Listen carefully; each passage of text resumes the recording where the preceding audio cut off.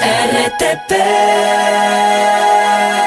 ¿Por qué con Lazo se asume la deuda en parte del Metro de Quito? ¿Por qué con Noboa se ofrece financiar desde el gobierno central el avance del Metro de Quito? ¿Por qué Manta, Machala, Guayaquil, Cuenca no figuramos en este tipo de proyectos? A lo mejor nosotros no hemos iniciado, no nos hemos arriesgado como Quito con su metro, pero ¿por qué nos hemos quedado cortos en los ojos del gobierno o los gobiernos? Buenos días, querido César, María Fernanda, un Hello. fuerte abrazo para ustedes, para todo el equipo de RTP y fundamentalmente a las familias que nos están escuchando en la mañana de hoy. Sin duda, el Metro de Quito se convierte en un proyecto de dimensiones nacionales. Recordemos de que es una inversión que supera los 2.100 millones de dólares, únicamente comparable con proyectos del tamaño de Coca-Cola o Sinclair. Entonces, ciertamente es un proyecto muy, muy grande. Ahora, es un proyecto también de que se ha financiado parcialmente entre el gobierno nacional en su momento y el gobierno local, a tal punto que al día de hoy existe una deuda pendiente de más de 924 millones de dólares que tiene que pagar la ciudad de Quito para que ese metro quede por fin cancelado hasta la década del 2040. Ahora bien, en ese contexto es una necesidad hacer una apuesta para la extensión del Metro de Quito, pero más allá de una extensión del Metro de Quito, es una necesidad nacional, me parece a mí, ponernos a debatir en cómo apuntamos hacia la electromovilidad en un país, por ejemplo, que ya no subsidia el diésel y que por lo tanto impacta necesariamente las variaciones en el combustible en las familias de nuestro país. También es necesario pensar a escala de proyecto nacional cómo garantizamos soberanía energética en un país que constantemente se ve en el filo de la navaja de no tener energía y por lo tanto pasar por ese momento tan triste que son los apagones. Abogado Campaña, Entonces, para no desviarnos un poco y regresar, porque usted ha mencionado temas que son de índole nacional, pero que incluso se pueden hacer aportes desde lo local, con generación propia, lo puede hacer Quito, lo puede hacer Guayaquil y algunas ciudades también del país. Solo quería regresar algo al metro y luego hablamos de lo que usted ha propuesto. La pregunta es, ¿se han hecho los ajustes necesarios en tierra, es decir, arriba, como reorganización de las frecuencias para pensar en una ampliación del metro? Y lo otro, si les parece a ustedes, que el gobierno nacional, como se lo ha sugerido un asambleísta, maneje el metro de Quito, algo así como está sucediendo con Segurep. Bueno, en primera instancia, nosotros vemos con preocupación de que la transformación que significa la movilidad en el subterráneo, que ofrece los más altos niveles de calidad, no es lo mismo el transporte en la superficie, en donde tenemos un transporte público paupérrimo y que hoy enfrenta además la crisis de no saber si van a subir o no el pasaje. Y es un tema que el Consejo Metropolitano tendrá que analizarlo, más aún cuando en acuerdos a puerta cerrada entre el alcalde Pavel Muñoz y los transportistas, la semana pasada anunciaron el incremento de 5 centavos del pasaje. Entonces, hay una brecha enorme entre el transporte en superficie versus el transporte en subterráneo. Ahora bien, en cuanto al segundo elemento, este es un proyecto que ha sido trabajado de forma coordinada siempre entre el gobierno nacional y el gobierno local. Así ha sucedido en varias administraciones municipales y así ha sucedido en varios gobiernos. Lo importante será si es que se mantiene la coordinación entre ambos niveles de gobierno y podemos sacar adelante un proyecto que, insisto, tiene dimensiones de carácter nacional. Una extensión del Metro de Quito, por ejemplo, está calculado de que se necesitaría una inversión de 800 millones de dólares. Entonces, ciertamente es un proyecto enorme Sí. que requiere financiamiento, que lo existe el financiamiento, pero se necesita la garantía soberana por parte del gobierno nacional. Ahora usted hace bien en marcar la diferencia en el tipo de transporte, el que es subterráneo y el que no es, pero yo le preguntaba porque una forma de estimular el uso del metro es disminuyendo frecuencias, algo que estaba pendiente, o sea, obligar a la gente a que utilice el metro para que sea sostenible, para que sea realmente sustentable fundamental económicamente con el paso del tiempo. Y lo otro, a ver si me ayuda, me colabora ampliando un poquito más su posición, la dejó algo vista sobre el control del gobierno, que el gobierno controle el metro a través de una administración.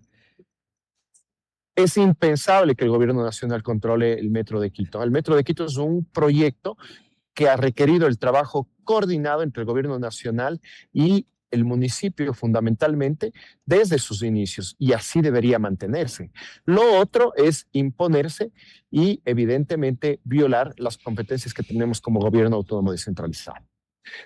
En el ámbito del transporte en superficie, sí, son necesarias varias reformas, y esa quizás es una de las tantas tareas pendientes por parte del alcalde Pavel Muñoz. Le planteo Cuando algo, el metro fue... concejal, le planteo algo porque César, tenemos un límite de tiempo y si quisiera, pues, saber qué opina de todo este tema en concreto y en conjunto. Yo veo los sistemas de transporte masivo del mundo y muy pocos son autosustentables. De verdad no hay que apuntar a eso, pero es un ideal.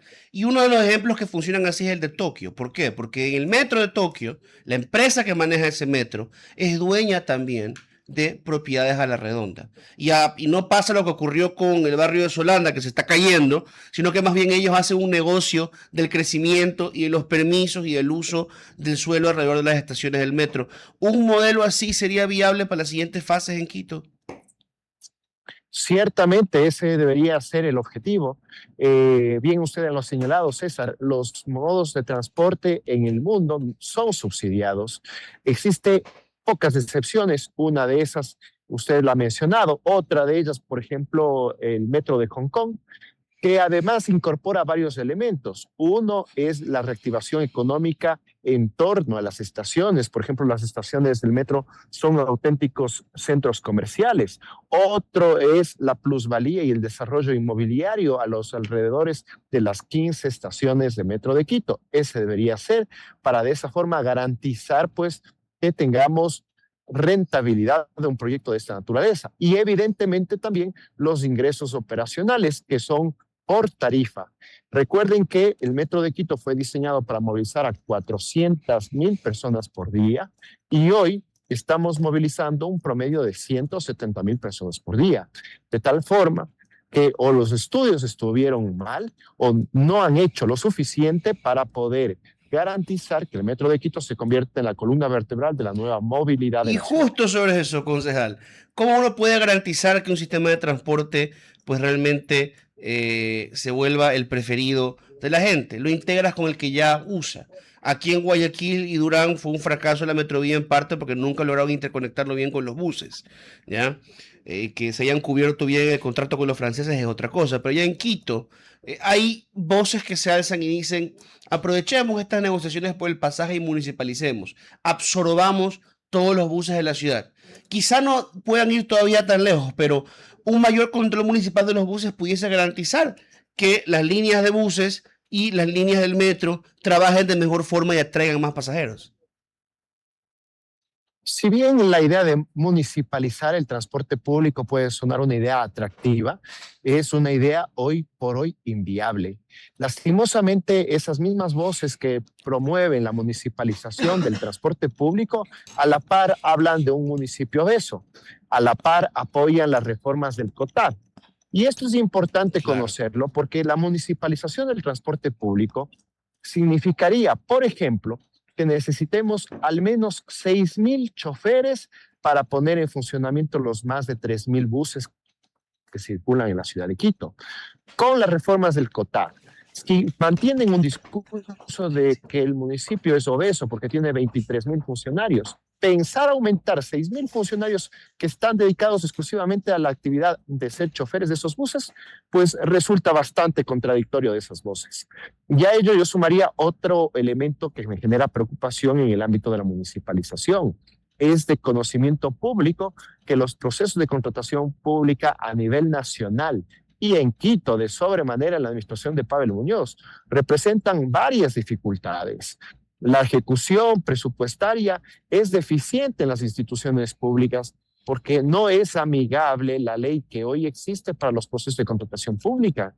Y estar entonces pensando de que la municipalización del transporte público tiene que ir acompañado de procesos ágiles a la hora de comprar combustible, de comprar repuestos, de brindar el mantenimiento oportuno. Entonces, son temas que, si bien la idea puede ser atractiva, hay que analizarlo con responsabilidad y con la información de carácter técnico. Ahora yo soy más partidario, por ejemplo, de sistemas APPs, trabajo público-privado. Me gusta, por ejemplo, mucho cómo funciona el modelo del Metro de Quito y que es un modelo que se reproduce en otros países del mundo. Por ejemplo, que el municipio invierta en una flota de transporte en 3.200 buses que apuesten hacia la electromovilidad. Que tengamos una o varias empresas que brinden mantenimiento para tener en óptimas condiciones esos buses, garantizar seguridad mecánica y que tengamos una o varias empresas que se encarguen de la operación de esa flota.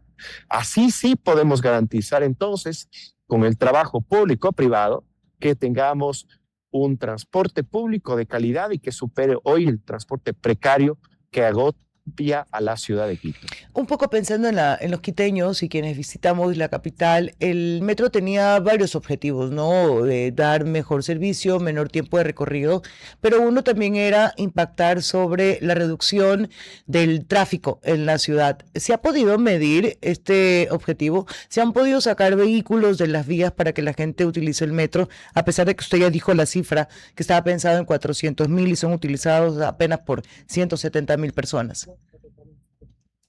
176.000 personas representan menos del 8% de las personas que utilizan transporte público en la ciudad. De tal forma que el Metro de Quito, si bien es una inversión importante, no satisface la demanda de movilidad de la ciudad. Metro de Quito tiene un recorrido de 22 kilómetros en el eje norte-sur, pero si es que en efecto no logramos conectar los ejes oriente y occidente, entonces realmente tenemos un metro que está subutilizado. Okay. Y las cifras dan cuenta de aquello. Entonces, evidentemente no va a mejorar el tráfico vehicular. En Quito hoy estamos agobiados porque existen más de 600.000 vehículos que circulan en las calles y avenidas de nuestra ciudad y evidentemente si no tenemos un transporte público fortalecido, no hay estímulos reales para dejar el vehículo particular y apuntar hacia transportarnos en el metro o también en buses que ofrezcan el más alto nivel de calidad y de servicio. Abogado, gracias por haber estado con nosotros. Un buen día para usted. RTP